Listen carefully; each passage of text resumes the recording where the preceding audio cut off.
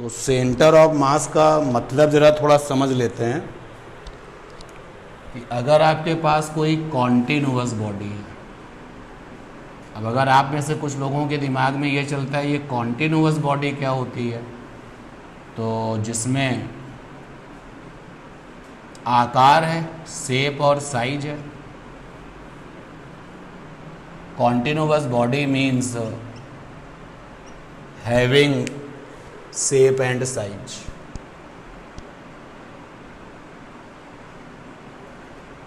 Shape and size. तो अब इतने सारे एग्जाम्पल हैं कॉन्टिन्यूअस बॉडी के कि आप बोलते बोलते थक जाएंगे, लेकिन एग्जाम्पल नहीं ख़त्म होंगे। इस हॉल के अंदर कोई भी चीज़ ऐसी नहीं है जो कॉन्टिन्यूअस ना हो। कपड़ा कॉन्टिन्यूअस है, बोर्ड कॉन्टिन्यूअस बॉडी है, मार्कर कॉन्टिन्यूअस बॉडी है, हमारी अपनी खुद की बॉडी कैसी है, कॉन्टिन्यूअस। छोटे छोटे मासेस से मिलकर के बनी हुई हैं सब चीज़ें। तो कॉन्टिन्यूअस बॉडी में बहुत सारे छोटे छोटे मास होते हैं। अगर एक ये कॉन्टिन्यूअस बॉडी अगर हम बनाएं तो यहाँ पर एक छोटा सा मास होगा, यहाँ पर एक छोटा सा मास होगा, यहाँ पर एक छोटा सा मास होगा, यहाँ पर मास होगा। ऐसे जैसे आसमान में अनगिनत तारे डिस्ट्रीब्यूटेड हैं, उसी तरीके से किसी भी कॉन्टिन्यूअस बॉडी में बहुत सारे मास जो हैं वो डिस्ट्रीब्यूटेड होते हैं, बिखरे हुए होते हैं। डिस्ट्रीब्यूटेड होते हैं, बिखरे हुए होते हैं। तो सेंटर ऑफ मास एक ऐसा पॉइंट होता है जहां पर इन सारे मासेस का रिजल्टेंट माना जाता है। और प्रैक्टिकली उसको ढूंढने का केवल एक ही तरीका है कि कोई भी आपके पास में कॉन्टिन्यूअस बॉडी हो, कोई भी कॉन्टिन्यूअस बॉडी, और कोई आपसे पूछे कि सेंटर ऑफ मास कैसे ढूंढोगे, तो आप एक नुकीला पॉइंट लीजिए और उस बॉडी को उस पर बैलेंस कर लीजिए। जिस पॉइंट पर बॉडी बैलेंस हो जाएगी, इसमें पानी भरा हुआ है इसलिए ऐसा हुआ, तो जिस पॉइंट पर बॉडी बैलेंस हो जाएगी that point is called the centre of मास। आप अगर घर की जो चम्मच है, खाने वाली चम्मच, आप उसके साथ में बहुत अच्छा एक्सपेरिमेंट कर सकते हो। इस चम्मच के साथ एक्सपेरिमेंट करिए। तो चम्मच का जो ये हैंडल है वहाँ कम मास होता है ना, और जो मेन वाला हिस्सा वहाँ ज़्यादा मास होता है। जब आप चम्मच को बैलेंस करेंगे तो आप देखेंगे कि सेंटर ऑफ मास आपको उस तरफ मिलता है जिस तरफ ज़्यादा मास है। भाई चम्मच के इधर वाले हिस्से में मास क्या है, ज़्यादा, इधर वाले में क्या है, कम। तो जो सेंटर ऑफ मास होगा वो ज़्यादा मास की तरफ होगा। तो सेंटर ऑफ मास ओवरऑल एक ऐसा पॉइंट होता है कॉन्टिन्यूअस बॉडी में जहाँ पर ये माना जाता है कि उस पूरी की पूरी बॉडी का मास वहीं पर काम कर रहा है। कृष्ण जी ने जो गोवर्धन पर्वत उठा लिया था, उन्होंने क्या पकड़ा था, सेंटर ऑफ मास। भाई पूरे के पूरे माउंटेन का जो है मास कैसा हुआ है, बिखरा हुआ है, बट उन्होंने सेंटर ऑफ मास को जानते थे कि सेंटर ऑफ मास कहाँ है, तो वहीं पर उठा लिया, बैलेंस हो गया। तो सेंटर ऑफ मास को लेकर के ये बात आपको पता होनी चाहिए कि क्या होता है सेंटर ऑफ मास। फाइनली मैं लिखता हूँ, in continuous body centre of mass यानी कि CM is a point where whole mass को आप बोल सकते हो कि रिजल्टेंट मास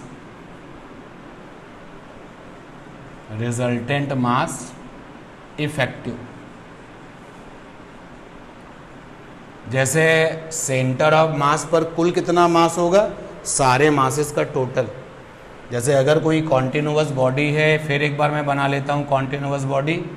इस यहाँ पे कितना मास है, M1, यहाँ कितना मास है, M2, यहाँ कितना मास है, M3, यहाँ कितना मास है, M4, यहाँ कितना मास है, M5, और ऐसे ही ढूंढते ढूंढते। अच्छा, सेंटर ऑफ मास ढूंढने के दो तरीके होते हैं। एक तो ये प्रैक्टिकल वाला कि कोई नुकीला पॉइंट पे जहाँ पे बॉडी बैलेंस हो जाए वो क्या कहलाएगा, सेंटर ऑफ मास। दूसरा पॉइंट फिजिक्स ने हमको फार्मूले भी सिखाए थे, तो तो अभी हम उन फार्मूलों के पीछे नहीं भागेंगे। अगर कोई कह दे कि ये सेंटर ऑफ मास है, ये CM है, तो इस पॉइंट पर मास M1 है, इस जगह मास M2 है, इस जगह पर मास M3 है, इस जगह पर मास M4 है, इस जगह पर मास M5 है, तो सेंटर ऑफ मास पर मास कितना होगा? तो mass at centre of mass, CM का फुल फॉर्म है सेंटर ऑफ मास, तो वो हो जाएगा M1 plus M2 plus M3 plus dot dot dot यानी सिग्मा है। तो ये क्लियर है ना बात? इलेक्ट्रोस्टैटिक्स में चार्ज बिखरा हुआ है, मास तो है ही लेकिन हम मास पे फोकस नहीं कर रहे। इलेक्ट्रोस्टैटिक्स में चार्ज बिखरा हुआ है, कैसे? जरा समझने की कोशिश करते हैं। सब चीज़ें समझने वाली हैं इसलिए बता रहा हूँ, फिर आपको जो नोट करने वाली बात होगी बताऊँगा नोट करने के लिए। तो जिस तरीके से बिखरे हुए मास का सेंटर ऑफ मास होता है, ये फिजिक्स ने हमको कॉन्सेप्ट दिया है। क्या कॉन्सेप्ट दिया है? कि जो डिस्ट्रीब्यूटेड मास होते हैं, सारे के सारे मास डिस्ट्रीब्यूटेड ही होते हैं, तो distributed mass having centre of mass, centre of मास, जिस तरीके से डिस्ट्रीब्यूटेड मास का एक पॉइंट ऐसा होता है जहां पर यह माना जाता है कि सारा का सारा मास उसी जगह पर काम करता है, रिजल्टेंट मास उसी जगह पर है, ठीक उसी तरीके से, तो जिस तरीके से distributed mass having centre of मास, तो एक आइडिया डेवलप किया गया कि जो डिस्ट्रीब्यूटेड चार्ज है, distributed charge having centre of charge, centre of charge, जैसे बिखरा हुआ मास का एक पॉइंट ऐसा है जहाँ पे पूरा मास काम करता है, ऐसे ही ये एज्यूम किया गया। और एज्यूम करने के पीछे सोच यही थी, कॉन्सेप्ट यही था। यानी कि अगर मैं आपको पीछे ले जाऊं तो सेंटर ऑफ मास में तुमने सपोज कर लो 10 पन्ने का कॉन्सेप्ट पढ़ा, आपकी अपनी 11th क्लास में सेंटर ऑफ मास कम से कम 10 पन्ने का आर्टिकल होगा। उस सेंटर ऑफ मास में जहाँ जहाँ मास आ रहा था वहाँ वहाँ केवल क्या ले आओ? चार्ज। तो पूरा का पूरा जो 10 पन्ने का काम है वो क्या बन जाएगा? Centre of charge. ठीक है ना? तो सेंटर ऑफ चार्ज के बारे में हम बात कर रहे हैं। अब सेंटर ऑफ चार्ज के बारे में हम बात कैसे करें? तो आपको केवल इतना ही बताना सफिशिएंट होगा कि जिस आइडिया से तुम सेंटर ऑफ मास की बातें करते थे, ठीक उसी आइडिया से तुम किसकी बातें करोगे? सेंटर ऑफ चार्ज की। अब हर कॉन्टिन्यूअस बॉडी में चार्ज बिखरा हुआ है। कॉन्टिन्यूअस बॉडी, सपोज कर लो कि ये एक कॉन्टिन्यूअस बॉडी है, तो ये जो कॉन्टिन्यूअस बॉडी है, कॉन्टिन्यूअस बॉडी, तो बताओ इस कॉन्टिन्यूअस बॉडी में क्या है? तो आप बोलोगे इस कॉन्टिन्यूअस बॉडी में एटम्स हैं। तो continuous body having atoms, continuous body के पास एटम्स हैं ढेर सारे। तो ये एटम है, ये एटम है, ये एटम है, ये एटम है, ये एटम है, ये एटम है। आप किसी भी बॉडी में कुल कितने एटम है ये निकाल सकते हो। तो ढेर सारे एटम है इस बॉडी के अंदर। अच्छा, एक एटम के अंदर क्या है? तो अगर हम पिक्चर बनाएं एक एटम की, ये एक एटम है, सिंगल एटम, सिंगल एटम। तो इस सिंगल एटम के अंदर देखो क्या है? तो प्रोटॉन की शक्ल में चार्ज बिखरा हुआ है। मानते हो इस बात को ना? लेकिन ये सारा का सारा बिखराव कहाँ पर है? न्यूक्लियस के अंदर है। और इस एटम के अंदर क्या बिखरा हुआ है? इलेक्ट्रॉन बिखरा हुआ है। अलग अलग ऑर्बिट्स में इलेक्ट्रॉन है। तो नेगेटिव चार्ज इलेक्ट्रॉनों की शक्ल में डिस्ट्रीब्यूटेड है और पॉजिटिव चार्ज प्रोटॉनों की शक्ल में डिस्ट्रीब्यूटेड है। अच्छा, इन सारे इलेक्ट्रॉनों का मास भी तो है और इन सारे प्रोटॉनों का मास भी है।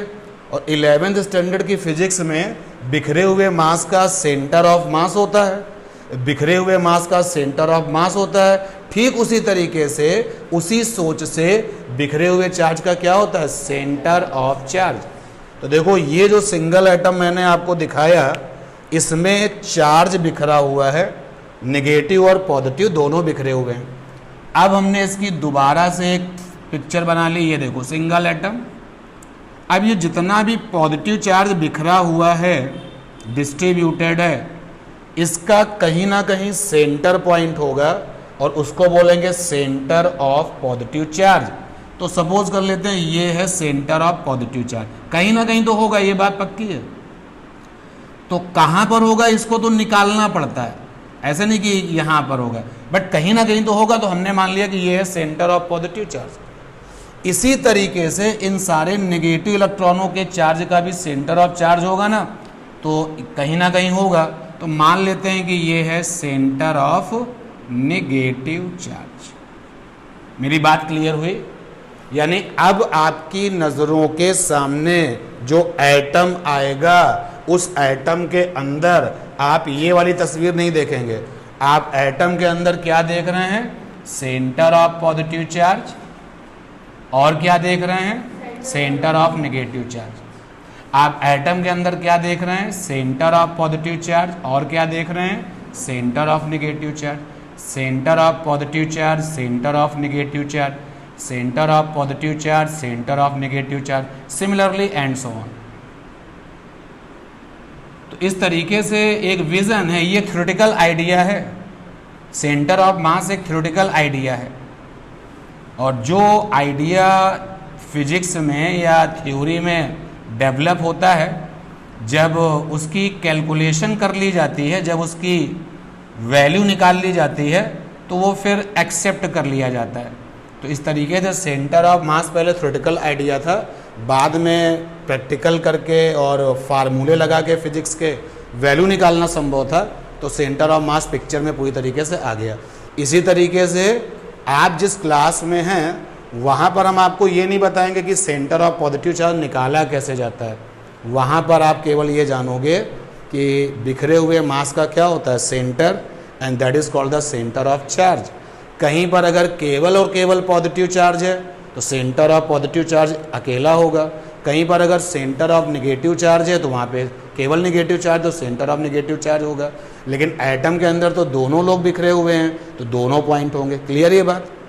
अब दुनिया भर में जितने भी एटम्स हैं, सब एटम्स के अंदर की तस्वीर ऐसी ही तो होगी, बोलो यार। क्लियर ये बात? ऐसे मटेरियल जिनके एटम्स के अंदर सेंटर ऑफ पॉजिटिव चार्ज और सेंटर ऑफ नेगेटिव चार्ज अलग अलग मिला। जैसे इस एटम के अंदर हमने ढूंढा तो पता चला कि इस एटम के अंदर सेंटर ऑफ पॉजिटिव चार्ज ये है और सेंटर ऑफ नेगेटिव चार्ज कहीं और है। ऐसे सारे के सारे मटेरियल कहलाते हैं पोलर। क्या कहलाते हैं? पोलर। क्या कहलाते हैं? पोलर। और कुछ मटेरियल ऐसे होते हैं जिनके एटम के अंदर जब सेंटर ऑफ पॉजिटिव चार्ज निकाला गया और जब सेंटर ऑफ नेगेटिव चार्ज निकाला गया तो दोनों एक के ऊपर एक थे, यानी कि दोनों के दोनों सेंटर आपस में क्या कर रहे थे? कॉन्साइड कर रहे थे, संपाती थे। सपोज कर लो किसी मटेरियल के एटम के अंदर, किसी मटेरियल के एटम के अंदर हमने सेंटर ऑफ पॉजिटिव चार्ज निकाला, ये आया, और जब सेंटर ऑफ नेगेटिव चार्ज निकाला तो भी यार यहीं आया। तो क्या कहना पड़ेगा कि इस एटम का सेंटर ऑफ पॉजिटिव चार्ज और सेंटर ऑफ नेगेटिव चार्ज आपस में कैसा है? कॉन्साइड है। और कॉन्साइड है तो जिस एटम के अंदर ये काम हो रहा है, इस एटम से बना हुआ जो मटेरियल है उसको क्या कहते हैं? Non polar. क्या कहते हैं? तो इलेक्ट्रोस्टैटिक्स में ये दो विजन काम करते हैं। इलेक्ट्रोस्टैटिक्स में दो विजन काम करते हैं, क्योंकि इलेक्ट्रोस्टैटिक्स में आप केवल चार्ज की बातें करते हैं, पोलर और नॉन पोलर। पोलर वाले मटेरियल कैसे होते हैं? पोलर वाले मटेरियल ऐसे होते हैं जिनके अंदर जो एटम्स हैं, उन एटम्स का जो सेंटर ऑफ पॉजिटिव चार्ज है और जो सेंटर ऑफ नेगेटिव चार्ज है वो आपस में कॉन्साइड नहीं होता। और नॉन पोलर कैसे होते हैं? ये ऐसे होते हैं जिनके करस्पॉन्डिंग एटम्स के अंदर सेंटर ऑफ पॉजिटिव चार्ज और सेंटर ऑफ नेगेटिव चार्ज कैसा होता है, कॉन्साइड होता है। क्लियर ये बात? तो लिखने वाला काम अब आप शुरू करिए। ये 2 पॉइंट जो बोर्ड पर हैं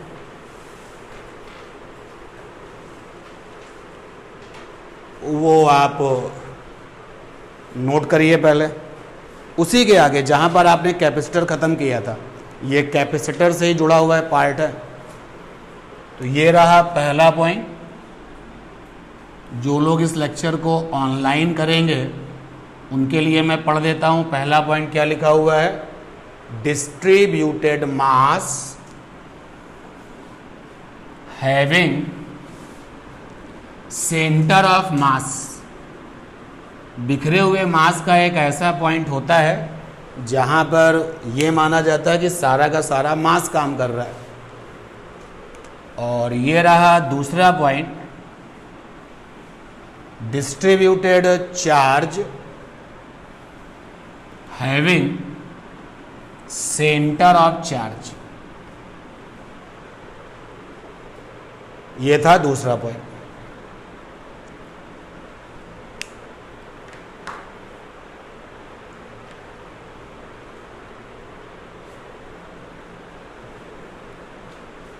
तीसरा पॉइंट क्या है भाई?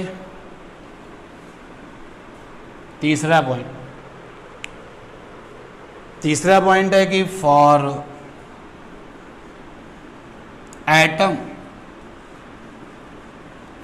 Atom we have TWO2 centre of distributed charges.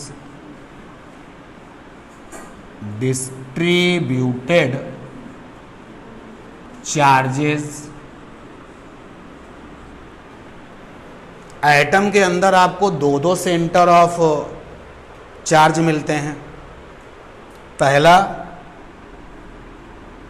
Centre of distributed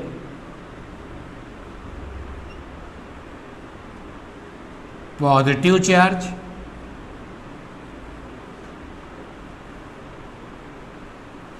positive charges का सेंटर ऑफ जो पॉइंट होगा centre of distributed positive charge. Positive charge atom के अंदर किस शक्ल में मिलता है, इन फॉर्म ऑफ प्रोटॉन्स। प्रोटॉनों की शक्ल में ये बिखरा हुआ होता है, इन फॉर्म ऑफ प्रोटॉन्स। और दूसरा centre of distributed negative charges. तो एटम के अंदर नेगेटिव चार्ज भी बिखरा हुआ मिलता है। किनकी शक्लों में मिलता है, in form of electrons, in form of electrons.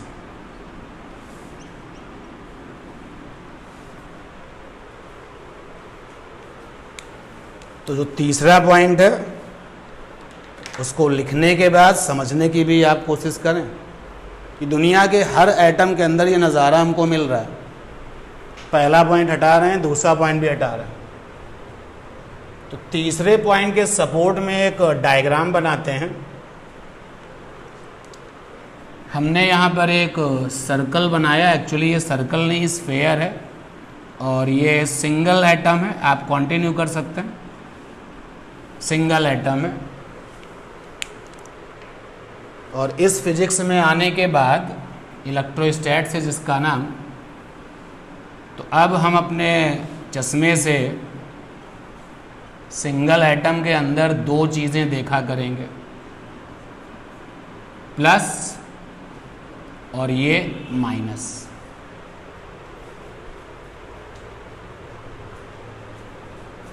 ये है सेंटर ऑफ पॉजिटिव चार्ज और ये क्या है, centre of negative charge.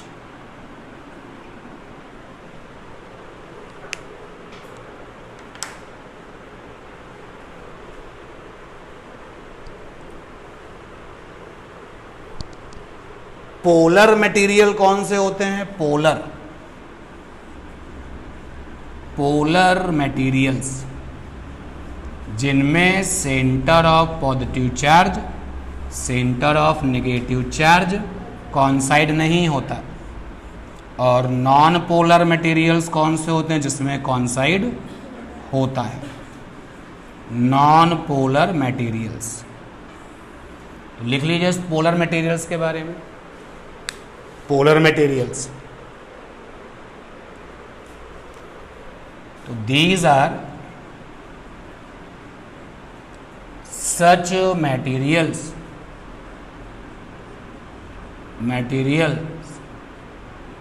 in which center of positive charge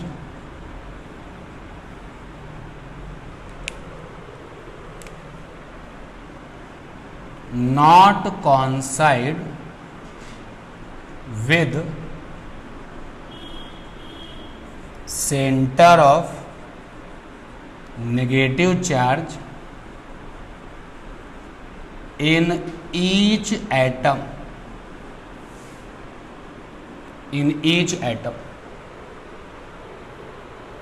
तो पोलर मटेरियल्स ऐसे मटेरियल्स होते हैं जिनमें centre of positive charge, centre of negative charge not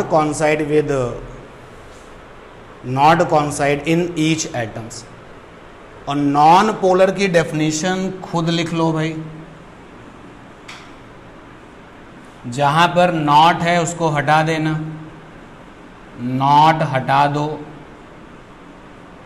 जो लोग ऑनलाइन क्लासेस में होंगे उनके लिए मैं इसकी डेफिनेशन पढ़ता हूं, क्या बनेगी।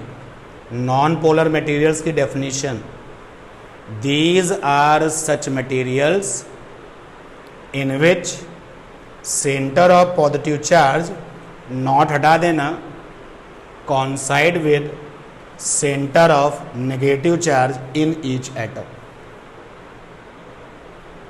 चैप्टर नंबर 1 जब था तो हम लोगों ने एक कॉन्सेप्ट डिस्कस किया था। मुझे श्योर है कि किसी को पता नहीं होगा। अभी अगर मैं पूछूं कि इंडक्शन क्या होता है,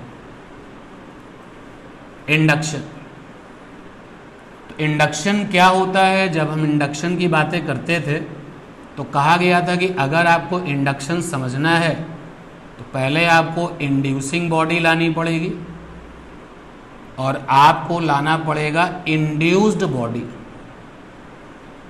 इंड्यूस्ड बॉडी, अगर आपको इंडक्शन समझना है तो सबसे पहले आप इंड्यूसिंग बॉडी का बंदोबस्त करिए और इंड्यूस्ड बॉडी का बंदोबस्त करिए। अब इंड्यूसिंग बॉडी क्यों चाहिए और इंड्यूस्ड बॉडी क्या होती है? तो इंड्यूसिंग बॉडी के पास में चार्ज होता है, हैविंग चार्ज। इंड्यूसिंग बॉडी के पास में चार्ज होता है। और इंड्यूस्ड बॉडी कैसी होती है? इंड्यूस्ड बॉडी न्यूट्रल होती है और कनेक्टेड विद अर्थ होती है, कनेक्टेड विद अर्थ होती है। तो उस टाइम हम आपको केवल सब बता रहे थे, लेकिन आज हम एक्सप्लेन भी करेंगे कि ऐसा क्यों होता है। चलिए, 2 बॉडी का जुगाड़ हो गया। एक बॉडी ये है जिसके पास चार्ज है और एक बॉडी ये है, ये अर्थ से कनेक्टेड है और ये न्यूट्रल है। इसका नाम है इंड्यूस्ड और इसका नाम है इंड्यूसिंग। अब आप देखिए, अगर इसके पास में चार्ज है तो इसके पास में इलेक्ट्रिक फील्ड भी तो होगी, बोलो नहीं होगी? बिल्कुल होगी। इलेक्ट्रिक फील्ड सरफेस के साथ हमेशा 90 बनाती है, तो मैं इस इलेक्ट्रिक फील्ड को भी दिखा रहा हूं भाई। फिर हम इन दोनों को पास पास ले जाते थे, क्लोज। तो कॉमन सेंस की बात है कि इसको तो तुमने अर्थ से जोड़ा हुआ है, तो इसी को उठा के पास में ले जाओ। तो जब तुम पास में ले जाओगे तो क्या होगा? आंसर है कि जो इंड्यूस्ड वाली बॉडी है वो भी चार्ज से फुल हो जाएगी और इसी को क्या कहते थे? इंडक्शन। तो आज हम आपको ये बता पाएंगे कि कैसे फुल हो जाएगी और अर्थिंग क्यों होनी चाहिए। समझना जरा बात को।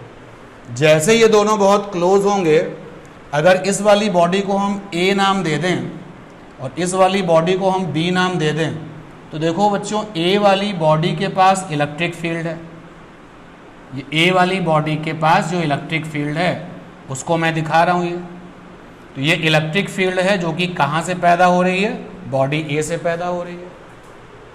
इस इलेक्ट्रिक फील्ड में कौन जाके फंस गया है या किसको तुमने रख दिया है, बी वाले को। तो इस वाले इलेक्ट्रिक फील्ड में आपने रख दिया है किसको, बी को, बी। अब बी के अंदर क्या है, बहुत सारे पॉजिटिव चार्ज, बहुत सारे नेगेटिव चार्ज। भाई हर एटम के पास में सेंटर ऑफ पॉजिटिव चार्ज है और हर एटम के पास सेंटर ऑफ नेगेटिव चार्ज है। तो अगर इसके अंदर 2 लाख एटम हैं तो 2 lakh centre of positive charge हैं, 2 लाख सेंटर ऑफ। तो जब ये इलेक्ट्रिक फील्ड ये इलेक्ट्रिक फील्ड जब काम करेगी तो ये इलेक्ट्रिक फील्ड क्या करेगी, पॉजिटिव वाले लोगों को क्या करेगी, अपने साथ ढकेलेगी और नेगेटिव वाले लोगों को अपोजिट में ले आएगी। तो जितने भी इस बी वाली बॉडी के अंदर जितने भी सेंटर ऑफ पॉजिटिव चार्ज हैं, सारे के सारे पॉजिटिव चार्ज फील्ड के साथ धक्का खाएंगे। तो सारे के सारे centre of positive charge electric field से धक्का खाएंगे और धक्का खा करके कहाँ पर जा करके पहुँचेंगे, किनारों पर। सारे के सारे centre of negative charge field से क्या करेंगे, अपोजिट चलेंगे और ये पहुँचेंगे इस किनारे पर, इस किनारे पर, ठीक। और यहाँ कैसा चार्ज है, प्लस है। तो एक्सपर्ट ने कहा कि अगर तुमने इसको अर्थ से जोड़ दिया है, अर्थ बड़ी चमत्कारिक है। अर्थ क्या करेगी, बॉडी का सारा पॉजिटिव खा जाएगी। अर्थ जो है अनलिमिटेड चार्ज खा सकती है। तो जैसे तुमने इसको अर्थ से जोड़ दिया, जैसे तुमने अर्थ से जोड़ दिया, तो इस बॉडी बी का सारा पॉजिटिव क्या हो गया, खत्म हो गया। और जब सारा का सारा पॉजिटिव, नेगेटिव नहीं खत्म हो पाएगा, क्यों, क्योंकि ये वाला पॉजिटिव नेगेटिव को क्या करे होगा, खींचे होगा। तो जब ये वाला पॉजिटिव नेगेटिव को खींचे होगा, अर्थ में तो जा नहीं पाएगा। तो सिचुएशन क्या तैयार हो जाएगी, सिचुएशन ये तैयार हो जाएगी कि बॉडी ए के पास पॉजिटिव चार्ज था और बॉडी बी के पास नेगेटिव चार्ज हो गया। बोलो भाई, and that is why earthing take place. देखो, अगर तुम अर्थिंग नहीं करोगे तो अभी भी बॉडी बी कैसी, न्यूट्रल, क्योंकि जितना निगेटिव है उतना ही क्या है, पॉजिटिव है। तो बॉडी बी के पास चार्ज है ही नहीं। तो अर्थिंग क्यों चाहिए, मैंने आपको बताया।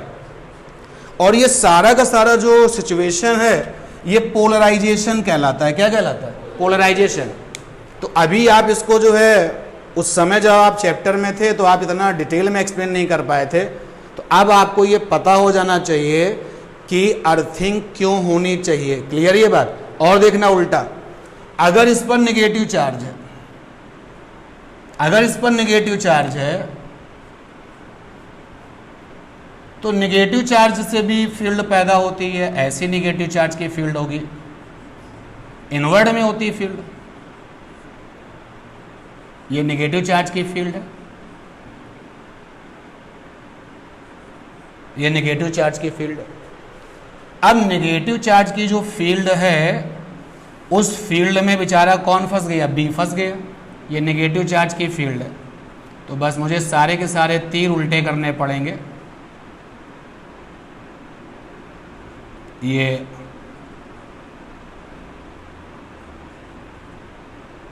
तीर सारे उल्टे कर दिए। अब क्या होगा, वही यार, बी के अंदर ढेर सारे सेंटर ऑफ पॉजिटिव चार्जेस हैं और ढेर सारे सेंटर ऑफ नेगेटिव चार्जेस हैं। पॉजिटिव हमेशा फील्ड के साथ चलता है। तो इस किनारे पर कौन जमा हो जाएगा, पॉजिटिव, और उस किनारे पर कौन जमा हो जाएगा, नेगेटिव। तो इस किनारे पर आ गया नेगेटिव। और सपोज कर लो तुमने अर्थिंग नहीं की है, तो बताओ बॉडी बी पर चार्ज कितना होगा, 0, 0 होगा। और तुमने अगर अर्थिंग कर दी है तो सारा का सारा नेगेटिव जो है उस अर्थ ने क्या कर लिया, खत्म कर लिया। अर्थ जो है वो कैसी होती है, आंसर है अर्थ पॉजिटिव भी होती है, अर्थ नेगेटिव भी होती है। जब सामने होता है पॉजिटिव तो अर्थ क्या बन जाती है, नेगेटिव, और सामने होता है नेगेटिव तो अर्थ क्या हो जाती है, पॉजिटिव।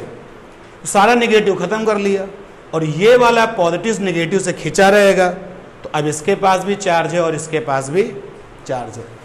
तो इंडक्शन की फिनोमेना को हो जाने के लिए दूसरे वाले को अर्थिंग होना ही पड़ेगा। ये बात क्लियर हो गई? ये अभी नोट नहीं करना है, आगे जा करके ये सारा काम जो होता है ना, इसको पोलराइजेशन कहते हैं। क्या कहते हैं? पोलराइजेशन का मतलब इकट्ठा होना। तो आप देख सकते हैं कि दूसरी वाली बॉडी में एक तरफ नेगेटिव जमा होता है, एक तरफ positive. That whole the episode is called the polarisation. अभी तो मेरा केवल पर्पस ये समझाने का है, ये समझने का है कि आखिर अर्थिंग का काम क्या है। अर्थिंग जब हो जाती है तो सामने वाली बॉडी अगर चार्ज रखती है तो ऑटोमेटिकली दूसरे सामने वाली बॉडी पर चार्ज आ जाता है। अब जरा सुनना, आप ये वाला पॉजिटिव इस नेगेटिव से जकड़ा रहेगा ना, कहीं भागने की गुंजाइश है? ये हो गई स्टेबिलिटी। आप देखो, समझो बात को, मुझे कोई टेंशन नहीं है। ये नेगेटिव इस पॉजिटिव से जकड़ के रखा जाएगा और ये पॉजिटिव इस नेगेटिव जकड़ के रखा जाएगा।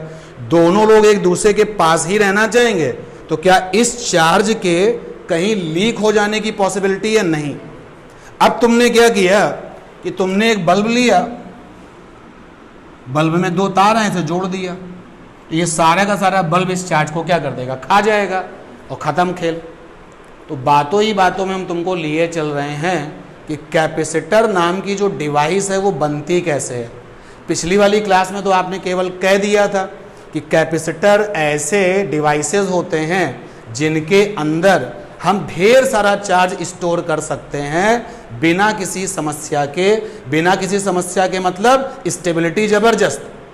तो अब बात हो रही है आज की क्लास में कैपेसिटर बनते कैसे हैं, ठीक है ना। तो क्लास है कि कैपेसिटर बनते कैसे हैं। आंसर है, अगर आपको कैपेसिटर बनाने हैं तो आपको क्या चाहिए होगी? इंड्यूसिंग बॉडी, और आपको क्या चाहिए होगी? Induced body. और जब दोनों बॉडीज को पास पास रख दोगे तो 100 सालों के लिए चार्ज क्या हो गया? स्टोर। जब तक तुम खर्च नहीं करोगे तब तक वो चार्ज दाएं बाएं फैल करके या डिस्ट्रीब्यूट होकर के भागने वाला नहीं है, स्टोर रहेगा ना। बोलो भाई। तो चलिए अगली हेडिंग डालिए, formation of capacitor. Formation of capacitor. तो बात करेंगे कैपेसिटर बनाए कैसे जाते हैं, कैपेसिटर कैसे बनते हैं। तो कैसे बनते हैं भैया? वी रिक्वायर्ड साथ साथ नोट कर सकते हैं आप, to conducting materials.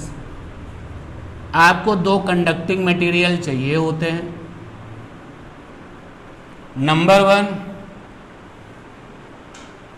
Inducing body और नंबर 2 इंड्यूस्ड बॉडी। कैसे पहचानोगे कि इंड्यूसिंग बॉडी कौन है, इंड्यूस्ड बॉडी कौन है? तो आंसर है कि जिसके पास चार्ज है, जो चार्ज से लबालब भरा हुआ है, दैट इज इंड्यूसिंग, और जो न्यूट्रल है और अर्थ के साथ कनेक्टेड है, दैट इज इंड्यूस्ड। तो पहला स्टार पॉइंट तो ये हो गया। फिर दूसरा पॉइंट क्या बनेगा? सब लोग समझें, लिखते लिखते क्या लिख दें? अगर इंड्यूसिंग वाली बॉडी और इंड्यूस्ड वाली बॉडी एक दूसरे के बहुत क्लोज करके रख दी जाए तो मैक्सिमम चार्ज स्टोर हो जाएगा। कैसे? स्टेबिलिटी जबरदस्त के साथ। बात को समझना, एक आपकी इंड्यूसिंग बॉडी है, एक सेकेंड थोड़ा टाइम दे मुझे, ये आपकी इंड्यूसिंग बॉडी है, इंड्यूसिंग बॉडी, और इधर है ये आपकी इंड्यूस्ड बॉडी। ठीक, अर्थ से क्यों कनेक्ट किया गया मैं पहले एक्सप्लेन कर चुका हूं। तुमने इस पर 2 कूलाम चार्ज दे दिया, यहाँ पे एंटी में -2 जमा हो गया। ठीक, फिर तुमने इधर यहाँ पे 6 कर दिया, उधर भी 6 हो गया।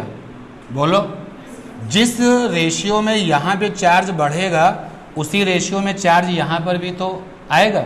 लेकिन एक बात तो पक्की है, कॉमन सेंस की बात है कि इस बॉडी को चार्ज दे रहे हो, इसकी अपनी एक कैपेसिटी होगी। मान लो इसकी कैपेसिटी 10 कूलाम के चार्ज ले लेने की है, 10 कूलाम दे दिया, 10 कूलाम नेगेटिव में जमा हो गया, तो इधर का प्लस का 10 कूलाम, उधर का नेगेटिव 10 कूलाम एक दूसरे को क्या करेगा, पकड़ के रखेगा। तो क्या ये भाग पाएगा? और जब भाग नहीं पाएगा तो स्टेबिलिटी कैसी हो गई, अच्छी। और स्टेबिलिटी अच्छी तो पोटेंशियल एनर्जी क्या हो गई, कम। और यही तो तुम्हारी कैपेसिटर की डेफिनेशन थी। यानी सामने जो ये दिख रहा है ये क्या चीज़ है, कैपेसिटर। नोट कर सकते हो आप, कंटिन्यू करो। तो सेकंड स्टार पॉइंट है कि जब when inducing and induced body become very close to each other then capacitor form, तो कैपेसिटर बन जाते हैं।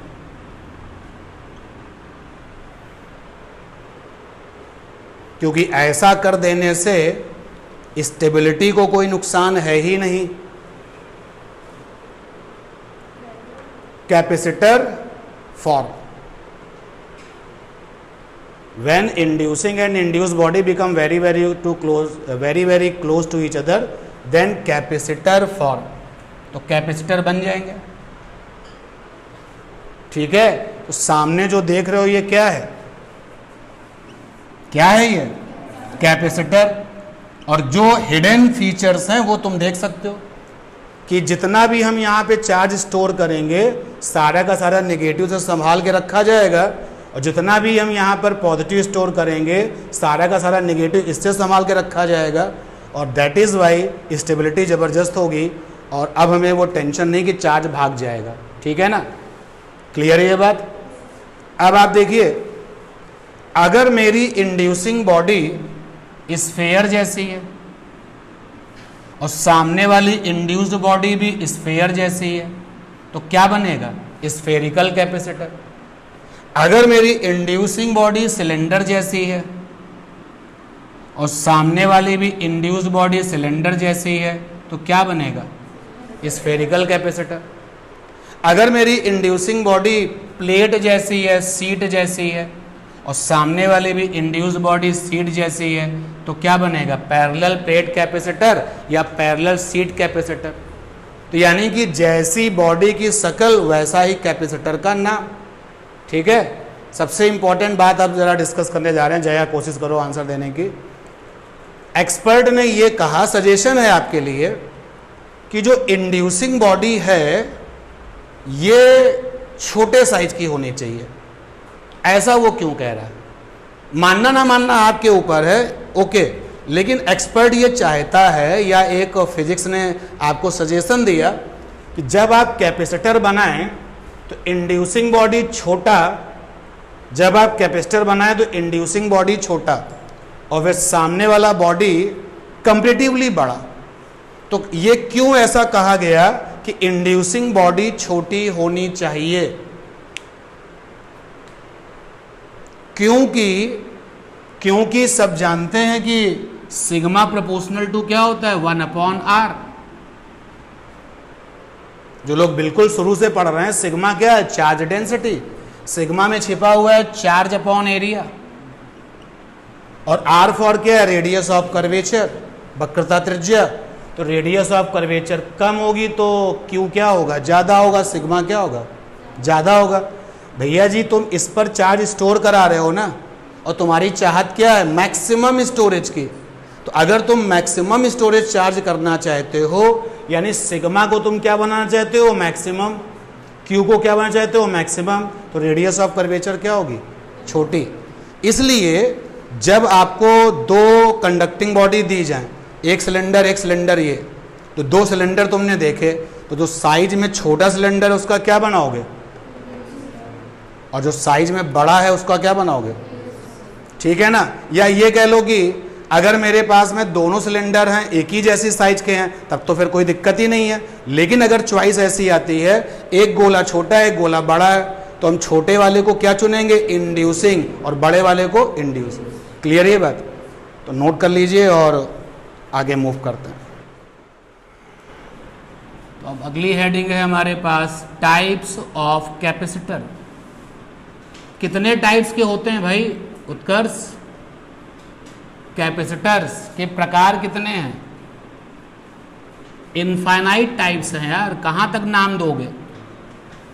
इनफाइनाइट टाइप्स हैं भाई। अगर इंड्यूसिंग बॉडी इस शक्ल की है, इंड्यूस ऐसी है, स्फेरिकल बन गया क्योंकि ये स्फेयर जैसा है। अगर इंड्यूसिंग बॉडी इस शक्ल की है, इंड्यूस इस शक्ल की है, तो सिलेंड्रिकल हो गया। लेकिन अगर इंड्यूसिंग बॉडी ऐसी है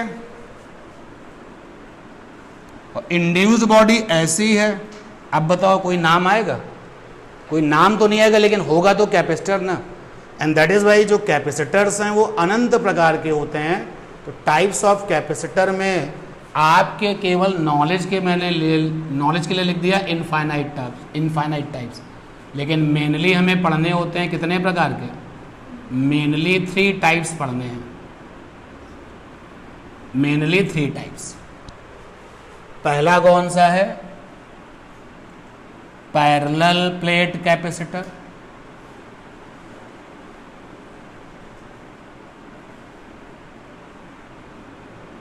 दूसरा कौन सा है? Spherical capacitor. Spherical capacitor. अब स्फेरिकल कैपेसिटर भी बहुत प्रकार के होते हैं। और तीसरा कौन सा है? Cylindrical capacitor.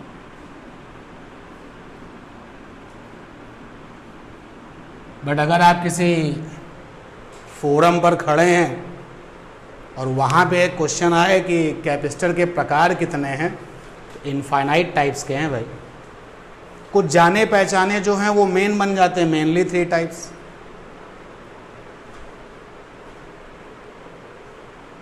तो सबसे पहले बात करने वाले हैं पैरेलल प्लेट कैपेसिटर की। तो पैरेलल प्लेट कैपेसिटर कैसे बनता होगा? अरे उसमें भी इंड्यूसिंग और इंड्यूस बॉडी होती होंगी। तो जब ये हेडिंग आप डाल रहे हों तो फिर थोड़ा सा इंतज़ार कर लें। पैरेलल प्लेट कैपेसिटर्स,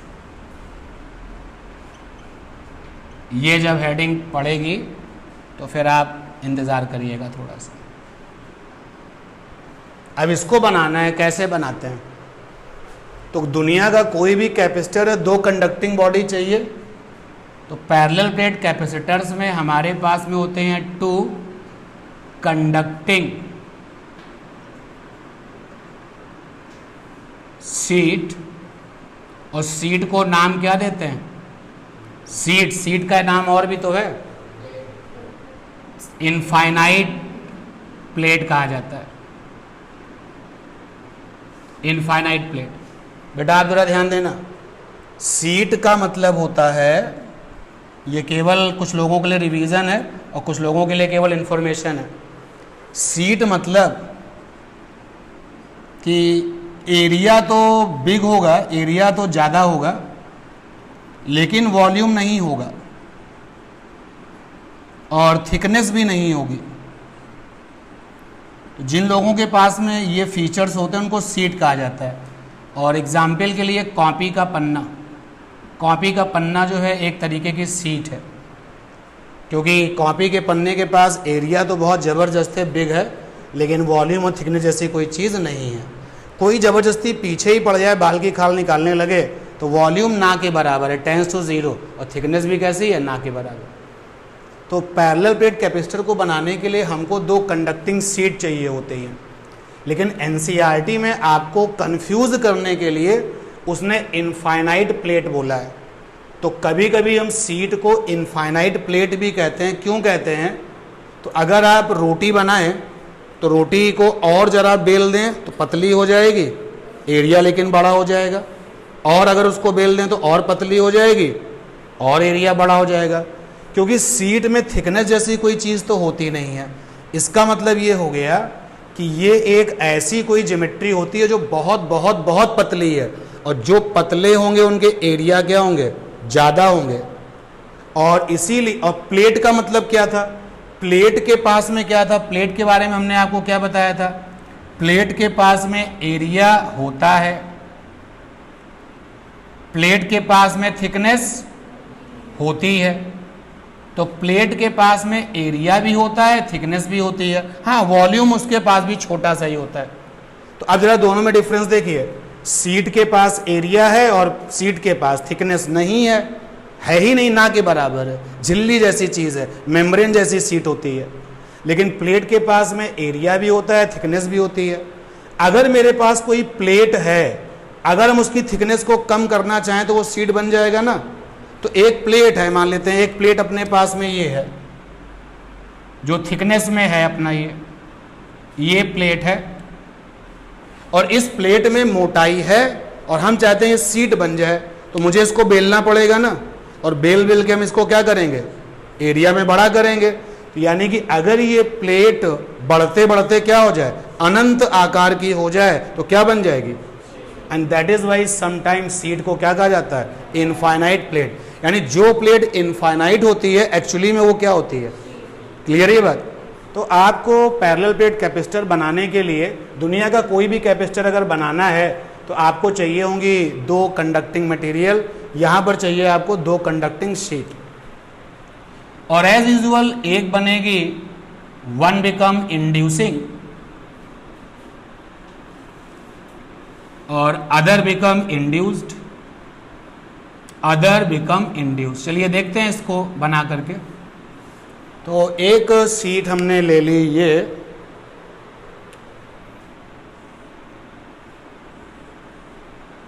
और दूसरी शीट ले ली ये। बहुत क्लोज रखना है दोनों को। जिसको तुमने बोला है कि इंड्यूस बनाना है उसको तो अर्थ से कनेक्ट कर देना है, और जिसको तुमने रखा है इंड्यूसिंग के लिए उस पर चार्ज दे देना है। तो ये चार्ज है कैपिटल Q वैल्यू का, जो कि तुमने इस सीट को दे दिया है। तो सारा का सारा चार्ज एरिया में जाकर के डिस्ट्रीब्यूट हो गया। और अभी मैं डिस्कस कर चुका हूँ कि अर्थिंग से क्या होता है, अर्थिंग का फीचर्स आप जान ही चुके हो। अगर इसमें पॉजिटिव है तो इसमें क्या आ जाएगा, नेगेटिव आ जाएगा, वैल्यू में Q ही रहेगा।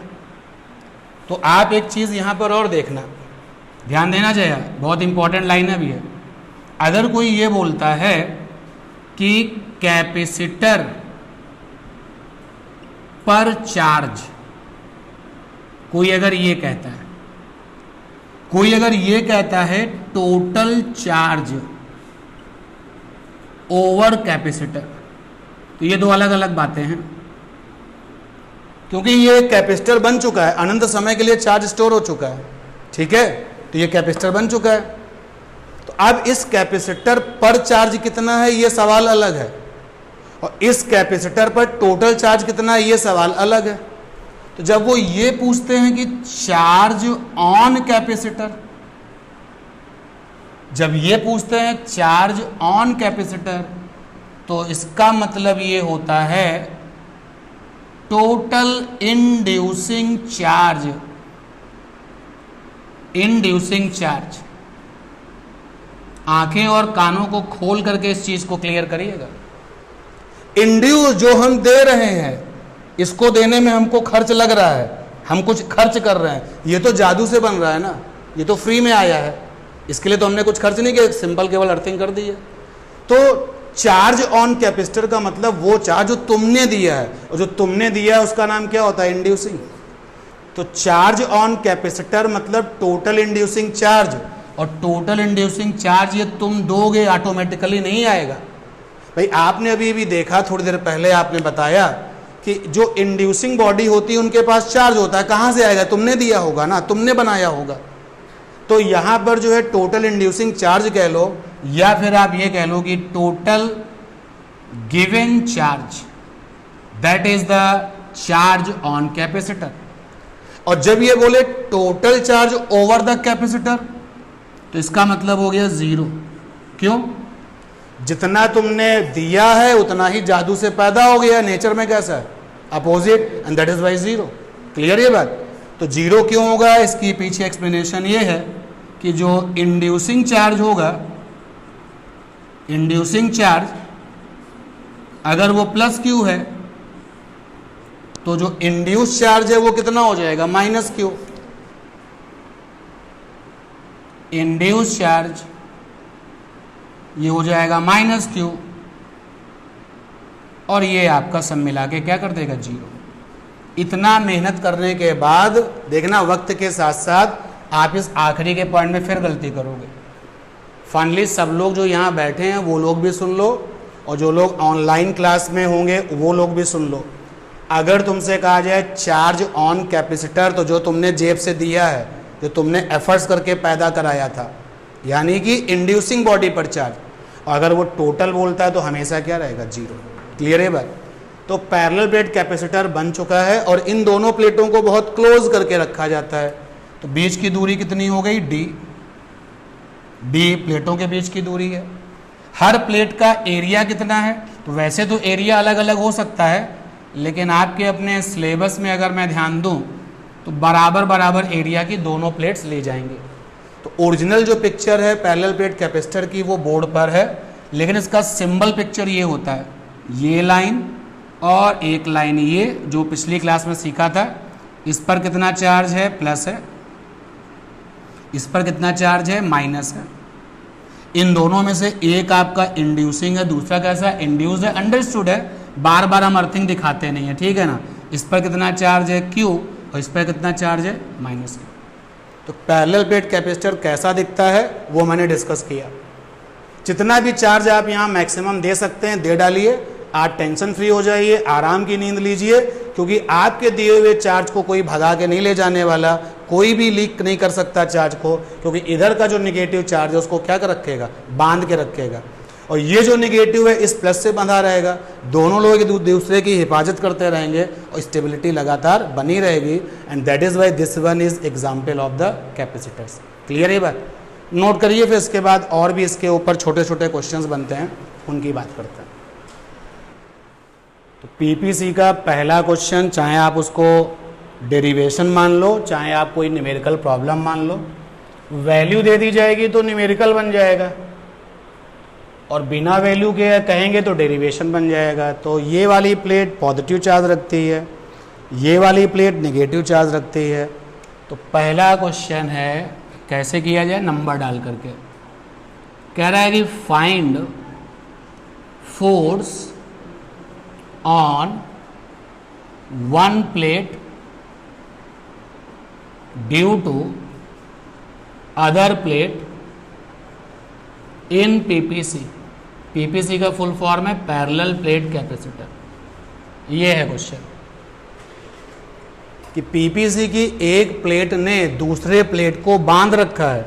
एक्चुअली एक प्लेट ने दूसरे प्लेट के चार्ज को बांध रखा है फोर्स लगा करके, क्योंकि वो चार्ज कहाँ पर है, प्लेट पर है, तो प्लेट पर भी फोर्स लग रहा है। तो वो यही पूछ रहा है कि एक प्लेट ने दूसरी प्लेट पर जो फोर्स लगा रखा है उसकी वैल्यू बताओ कितनी होगी।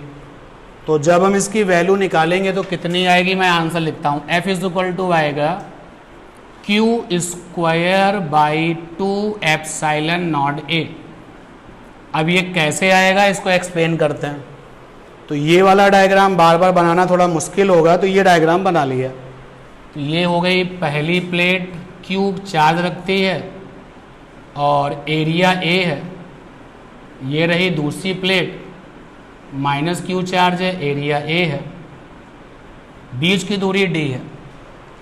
क्वेश्चन में देखो फोर्स किस पर लग रहा है, किसी एक प्लेट पर लग रहा है। कौन लगा रहा है, कोई दूसरी प्लेट। इन दोनों में से एक प्लेट ऐसी है जो क्वेश्चन के हिसाब से फोर्स खा रही है, और एक प्लेट ऐसी है जो फोर्स लगा रही है। तो जो फोर्स लगा रही है वो क्या बनेगी, सोर्स, और जो फोर्स खा रही है वो क्या बनेगी, टेस्ट। तो एक्चुअली में तो ये म्यूचुअल है। अगर ये वाली सोर्स है और ये वाली टेस्ट है तो फोर्स इस पर लगेगा, और उल्टा सोचोगे अगर ये सोर्स है ये टेस्ट है तो फोर्स उस पर लगेगा। तो हमने एक किसी को मान लिया, तो इसको मान लिया सोर्स वाली प्लेट है, और इसको मान लिया कि ये टेस्ट वाली प्लेट है, टेस्ट प्लेट। अब सोर्स वाली प्लेट कितनी इलेक्ट्रिक फील्ड डेवलप करेगी, तो फिर से कुछ लोगों के लिए रिवीजन है, कुछ लोगों के लिए जानकारी है कि जो सीट होती है चार्ज वाली, ये है चार्ज वाली शीट जिस पर कि चार्ज Q है, एरिया A है, तो सिग्मा बराबर होता है चार्ज अपॉन एरिया। इससे कुछ दूरी पर इलेक्ट्रिक फील्ड अगर चाहिए तो होता है सिग्मा बाई 2 एप्सिलॉन नॉट। तो ये फंडा था शीट का। तो सोर्स वाली प्लेट इलेक्ट्रिक फील्ड पैदा करेगी, तो इलेक्ट्रिक फील्ड पैदा करेगी। ये लीजिए इलेक्ट्रिक फील्ड। प्लस वाली जो प्लेट होती है उसकी जो इलेक्ट्रिक फील्ड होती है वो हमेशा डायरेक्शन में बाहर की तरफ होती है। तो ये सोर्स वाली ने इलेक्ट्रिक फील्ड डेवलप कर दिया E। इस इलेक्ट्रिक फील्ड की वैल्यू क्या होगी, तो E बराबर होगा E due to source plate. Source plate से आने वाला E इलेक्ट्रिक फील्ड तो होता है सिग्मा बाई 2 एप्सिलॉन नॉट, और सिग्मा होता है charge upon area by 2 epsilon naught. तो ये हो गया Q by 2 epsilon naught A। अब इस इलेक्ट्रिक फील्ड में कौन रखा है, टेस्ट प्लेट रखी है। टेस्ट प्लेट मतलब टेस्ट प्लेट का चार्ज कितनी वैल्यू का है, Q वैल्यू का ही है, साइन में अपोजिट है। तो ये E उस टेस्ट चार्ज पर यानी कि टेस्ट प्लेट के चार्ज पर फोर्स बनाएगा। तो लिखा हमने force on charge minus Q।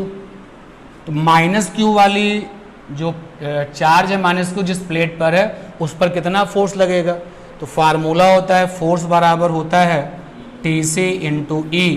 TC का मतलब क्या है, टेस्ट चार्ज, इंटू में E। तो यहाँ पर टेस्ट चार्ज की वैल्यू कितनी है, Q।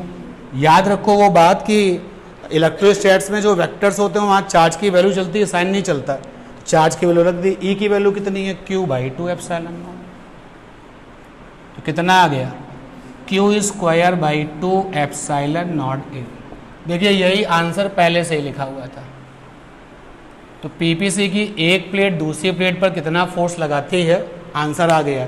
सिमिलरली कोई पूछे ये वाली प्लेट इस पर कितना लगाएगी, सेम, क्योंकि म्यूचुअल होता है आपस में, ये आंसर आ गया। नोट कर लीजिए, पढ़ लीजिए दूसरा question. Find the electric field intensity between plates and beyond plates of PPC. इसका आंसर क्या है, क्योंकि इसका आंसर अगर सीधे याद है तो न्यूमेरिकल कर पाओगे, इसलिए इनको सीधे याद रखना ही पड़ेगा, कोई चॉइस नहीं है। सब लोग फ्री हो गए ना। तो सबसे पहले बिटवीन द प्लेट्स। तो बिटवीन प्लेट्स जब हम E निकालते हैं तो E for electric field intensity आती है सिग्मा बाई एप्सिलॉन नॉट, और सिग्मा को अगर आप ओपन कर दोगे Q बाई A तो एक आंसर तो हो जाएगा सिग्मा बाई एप्सिलॉन नॉट, एक हो जाएगा Q by epsilon naught A। एक आंसर तो ये हो गया। और बियॉन्ड द प्लेट्स जब E आप निकालोगे तो 0 आएगा। तो बियॉन्ड प्लेट्स यानी दोनों प्लेट्स के बाहर बियॉन्ड प्लेट्स E आता है 0। तो इसको भी प्रूफ कर लिया जाए तो ये हो गई आपकी प्लस चार्ज वाली प्लेट, और ये हो गई माइनस चार्ज वाली प्लेट। बीच की दूरी है D, बीच की दूरी है D। तो पहले बिटवीन द प्लेट्स E निकालना। बिटवीन का मतलब मिडिल नहीं होता, ये याद रखना। बिटवीन का मतलब मिडिल नहीं होता, बिटवीन का मतलब बीच में कहीं पर भी। तो चलो मान लिया यहाँ पर, इस जगह पर, या कहीं भी ले लो आप, इस जगह पर E निकालना। अबे इस पॉइंट पर ध्यान देना, जिस पॉइंट पर आपको E निकालना है वहाँ टेस्ट चार्ज रखना पड़ेगा बेटा, आप भी ध्यान देना भाई। E जो है ना इलेक्ट्रिक फील्ड इंटेंसिटी फोर्स होता है। अगर तुमने ये बोला कि यहाँ पर E निकालो तो यहाँ पर आपको चार्ज रखना पड़ेगा ना, तभी तो E मिलेगा। एक कूलाम के टेस्ट चार्ज पर लगने वाले फोर्स को E कहा जाता है, E for electric field intensity. तो बिटवीन द प्लेट्स में आपने कहा कि मुझे यहाँ पर E चाहिए, तो अगर यहाँ पर E चाहिए तो मुझे टेस्ट चार्ज लाना पड़ेगा, वो भी 1 वैल्यू का, 1 कूलाम का टेस्ट चार्ज ले या TC। अब ये जो प्लस वाली प्लेट है यानी इसके ऊपर जो प्लस वाला चार्ज है वो हमारे टेस्ट चार्ज को क्या करेगा, धक्का देगा, बोलो। और 1 कूलाम के टेस्ट चार्ज पर लगने वाला धक्का 1 कूलाम के टेस्ट चार्ज पर लगने वाला फोर्स क्या होता है? E, capital E। तो मान लेते हैं वो E1 है। E1 की वैल्यू क्या होगी? सिग्मा बाई 2 एप्सिलॉन नॉट, क्योंकि इस वाली सीट की जो चार्ज डेंसिटी है सिग्मा है, इस वाली सीट की जो एरिया वैल्यू A है, सिमिलरली दूसरी वाली सीट की चार्ज डेंसिटी सिग्मा है, तो एरिया A है, केवल डिफरेंस ये है कि ये नेगेटिव रखती है और ये पॉजिटिव रखता है। और इसी टेस्ट चार्ज पर जो नेगेटिव वाली प्लेट है, इधर जो नेगेटिव वाली प्लेट है वो हमारे टेस्ट चार्ज को क्या करेगी? खींचेगी, तो वो भी भैया फोर्स लगाएगी, उसके फोर्स को भी E कहा जाएगा। मान लेते हैं E2 है, तो E2 हो गया सिग्मा बाई, सारे फीचर सेम टू सेम है, सिग्मा बाई 2 एप्सिलॉन नॉट। तो देखिए जरा बिटवीन पे इलेक्ट्रिक फील्ड क्या हो जाएगी? ऐड होके मिलेगी। तो E, capital E between the plates, between the plates आ गया E1 प्लस E2, तो E आ जाएगा sigma by 2 epsilon naught plus sigma by 2 epsilon naught, तो E आ जाएगा sigma by epsilon naught, sigma को ओपन कर लो, Q by A epsilon naught. हो गया प्रूफ? बोलो भाई। अब बियॉन्ड द प्लेट चाहे इधर वाले बियॉन्ड में जाओ या इधर वाले बियॉन्ड में जाओ, दोनों ही बियॉन्ड है, क्योंकि इधर हमने स्पेस यूज कर लिया तो इधर आ गए, तो यहां पर आ गए भाई, इस बियॉन्ड में आ गए। यहां पर E चाहिए तो फिर से वही काम है, TC रखना पड़ेगा 1 वैल्यू का।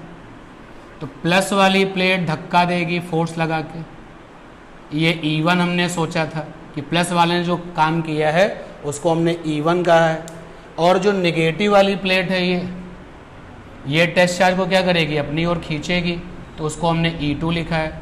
आप देख सकते हो कि E1 और E2 की वैल्यू कैसी है? सेम है, तो यहाँ पर E कितना आएगा टोटल? NET नेट कितना आएगा? 0। तो हमेशा के लिए याद रखने वाली बात। अच्छा, जहाँ पर इलेक्ट्रिक फील्ड इंटेंसिटी 0 होती है वो कहलाती है न्यूट्रल पॉइंट। क्या कहलाती है? लेकिन यहाँ तो पूरा पूरा न्यूट्रल जोन है। जैसे यहाँ पर E निकालेंगे तो 0, बियॉन्ड में है ना, मेरी ये फिंगर कहाँ पर है? बियॉन्ड में है। यहाँ पे E क्या आएगा? 0। यहाँ पर भी E क्या आएगा? 0। ये पूरा पूरा क्षेत्र है, पूरा पूरा ये पूरी पूरी फील्ड है, मैदान पड़ा हुआ है। तो दोनों प्लेटों के बियॉन्ड जा रहे हैं तो पूरा मैदान कैसा है? 0 फील्ड का है। सिमिलरली इधर भी कैसा है? 0 फील्ड का है। तो जब न्यूट्रल पॉइंट होता है तो पॉइंट एक जगह है और जोन यानी रीजन पूरा पूरा क्या? क्षेत्र है।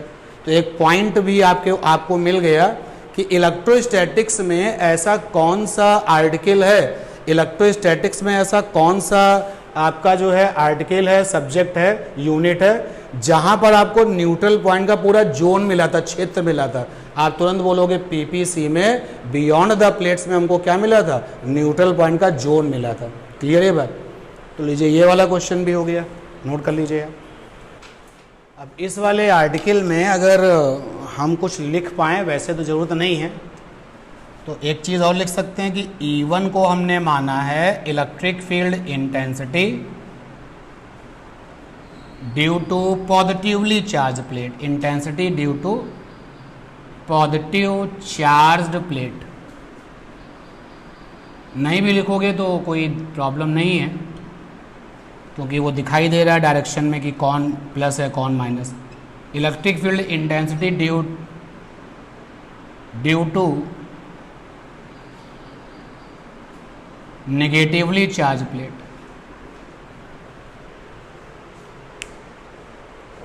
दोबारा बताएं तो कुछ लोगों के लिए ये बात बहुत ज़रूरी है कि ये वाला जो फोर्स था Gm1m2/r², ये ग्रेविटेशनल फोर्स था, और जो ये वाला फोर्स था 1/4πε0 Q1 Q2/r², इसी का एक दूसरा लुक ये भी होता है TC × E।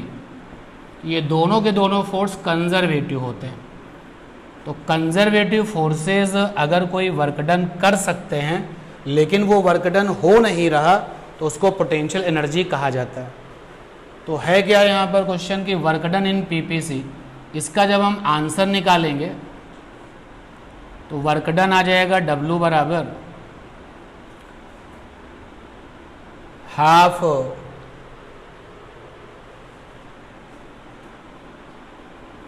C के टर्म में तो याद है हाफ CV², ये आएगा Q square D upon 2 epsilon not a, ये आएगा। देखते हैं कैसे। तो work done in PPC, PPC की एक प्लेट ये है पॉजिटिव चार्ज के साथ, सिग्मा है ए है। दूसरी प्लेट ये है नेगेटिव चार्ज के साथ, क्यू है सिग्मा है ए। बीच की दूरी है डी।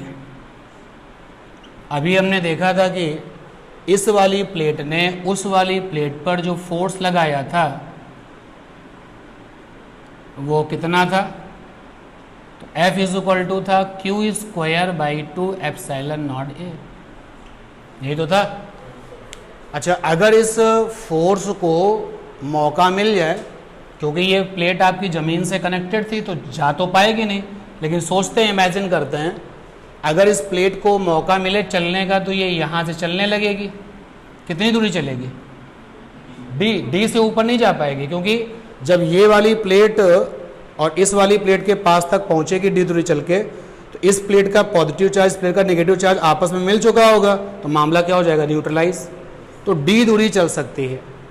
तो जरा वर्क डन निकाल दिया जाए भाई।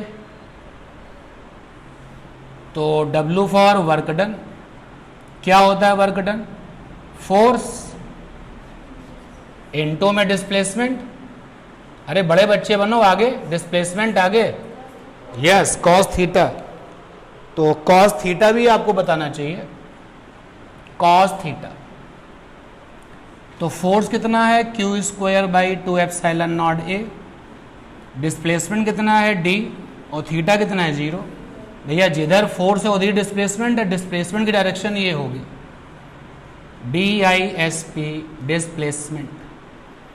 दोनों के बीच में एंगल बन जाएगा 0। तो देखिए ये वर्क डन आ गया Q square D by 2 epsilon not a. अच्छा, रियलिटी में क्या ये वर्क डन हो रहा है? तो जो वर्क डन हो नहीं रहा, हो सकता है, कहा जाता है वो सामने वाले के अंदर क्या है? एनर्जी की फॉर्म में स्टोर है। ठीक है ना? तो इसका मतलब ये हो गया, इस बात को आप दोबारा समझो। जैसे सपोज कर लो कि तुमने ये सोचा, तुम ये कहते हो कि सर आप जो है 50 किलोग्राम की जो बोरी है वो ज़मीन से 2 मीटर की ऊंचाई पर रख सकते हो। ये आपने मेरे बारे में बोला, ठीक है ना? मैंने ये काम किया नहीं। तो तुम्हारा ये स्टेटमेंट मेरी क्या बता रहा है? Potential energy. सिमिलरली ये वर्क डन हो सकता है लेकिन हो तो नहीं रहा है, and that is the potential energy of the system. और सिस्टम का नाम क्या है? पीपीसी। तो ये बन गया पोटेंशियल एनर्जी डेल्टा यू, और डेल्टा यू को ओपन करोगे, you final you initial. You initial दिया नहीं जाएगा तो क्या मानोगे? 0। ये आ जाएगा यू फाइनल माइनस 0, यानी कि यू। तो पोटेंशियल एनर्जी यू बराबर हो जाएगा वर्क डन। और क्यों ऐसा मैं कॉन्फिडेंस से बोल रहा हूं? क्योंकि ये वर्क डन किसने किया है? इस वाले फोर्स ने किया है। ये कौन सा फोर्स था? Electric force. इलेक्ट्रिक फोर्स क्या होते हैं? कंजर्वेटिव। और कंजर्वेटिव फोर्सेस जो वर्क डन करते हैं वो क्या कहलाता है? Potential energy. तो क्या निकल के आ गया? Q square D by 2 epsilon not a, ये आ गया। ठीक है? और जब आप आगे बढ़ोगे तो इस फार्मूले का शकल जो है लुक बदल जाएगा। तब तक के लिए इस फार्मूले को ऐसा ही रखते हैं। तो पोटेंशियल एनर्जी अगर पूछी जाती है पीपीसी की, तो चाहे पूछा जाए वर्क डन इन पीपीसी, चाहे ये पूछा जाए पोटेंशियल एनर्जी ऑफ पीपीसी, दोनों सवालों के जवाब भैया यही होंगे। नोट कर लीजिए। 4th number, energy density of PPC. इसका सिंबल होता है छोटा यू, छोटा वाला यू, नॉट कैपिटल यू। इसका आंसर है छोटा यू बराबर होता है sigma square by epsilon not. मैं थोड़ा कंफ्यूज हूँ यहाँ पर कि sigma square by epsilon not होता है या sigma square by 2 epsilon not होता है। अब कंफ्यूज नहीं हो, 2 होता है, sigma square by 2 epsilon not. कैसे आता है दिखाते हैं, बताते हैं आपको। तो डेंसिटी का मतलब क्या होता है? Mass upon volume. तो रियलिटी में जो तुम इसको डेंसिटी समझते हो वो मास डेंसिटी है। देखो मास के नीचे वॉल्यूम कर दिया तो इसका नाम है मास डेंसिटी। अब तुम उसको डेंसिटी बोलते हो, तुम्हारी प्रॉब्लम है। अब फोर्स के नीचे वॉल्यूम कर दिया तो इसको क्या पढ़ेंगे? Force density. क्लियर? तो डेंसिटी का मतलब आप समझ, जो एनर्जी डेंसिटी मतलब एनर्जी अपॉन वॉल्यूम। तो एनर्जी डेंसिटी जिसको कि स्मॉल यू से लिखा जाता है, तो एनर्जी डेंसिटी स्मॉल यू बराबर होता है, ऊपर लिया जाता है एनर्जी, ऊपर होती है एनर्जी ऑफ पीपीसी, चूंकि हम पीपीसी की बात कर रहे हैं, और नीचे वॉल्यूम ऑफ पीपीसी, तो बन गया एनर्जी डेंसिटी। अब आगे देखिए जरा सा, इसको समझने के लिए हमें पीपीसी का 3D डायग्राम लेना पड़ेगा। तो रियलिटी में जो पीपीसी की पिक्चर थी वो कुछ ऐसी थी, और इन दोनों को जो बीच की दूरी थी वो d थी। यहां तो कोई फील्ड थी नहीं, यहां पे E क्या था? जहां E 0 है वहां एनर्जी थोड़ी ना होती है यार। अगर मैं यहां पे टेस्ट चार्ज रख दूंगा तो क्या फोर्स खाएगा? नहीं। तो सारी की सारी जो एनर्जी है वो इन दोनों के बीच में है। जहां मैं ये डॉटेड लाइन दिखा रहा हूं, ये दिखाने की, ये बताने की कोशिश कर रहा हूं कि ये वो जगह है, ये वो क्षेत्र है जहां एनर्जी मौजूद है। यहाँ कहीं पे यहाँ कहीं पे टेस्ट चार्ज रखोगे तो वो फोर्स फील करेगा। ये देखिए इस पूरी जगह पर जो है एनर्जी भरी पड़ी है, और जो एनर्जी है दैट इज इलेक्ट्रिक फील्ड, और इलेक्ट्रिक फील्ड को इलेक्ट्रिक फील्ड एनर्जी कहते हैं। तो ये एरिया ए है,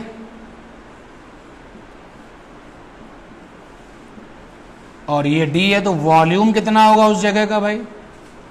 वॉल्यूम बराबर होता है एरिया इंटू लंबाई, ठीक है ना। और कितनी एनर्जी है अभी निकाली इसके ठीक पहले। तो एनर्जी डेंसिटी की वैल्यू आ जाएगी छोटा यू, एनर्जी बराबर कितना था?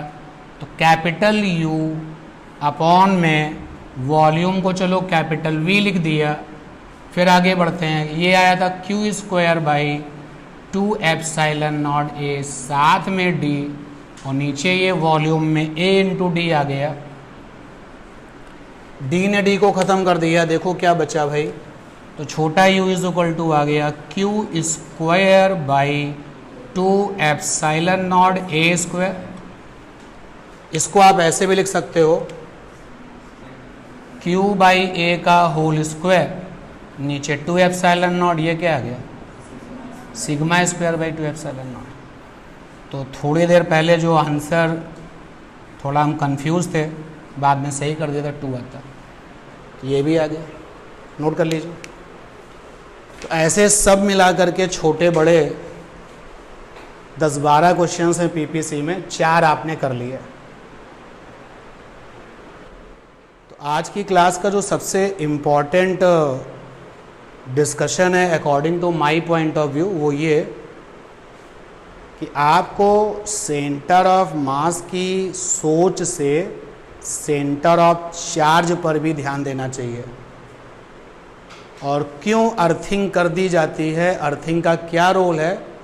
आज की क्लास में ये बहुत इंपॉर्टेंट बात है, शुरू में आप इसी को समझ रहे थे। तो इसका लिंक भी जब आपको मिल जाएगा तो एक बार उसको और देख लेना। जो चीज़ें हमने आपको बताई हैं बोर्ड पर लेकिन लिखने की परमिशन नहीं दी है, तो उसको अपना देख सकते हो आप।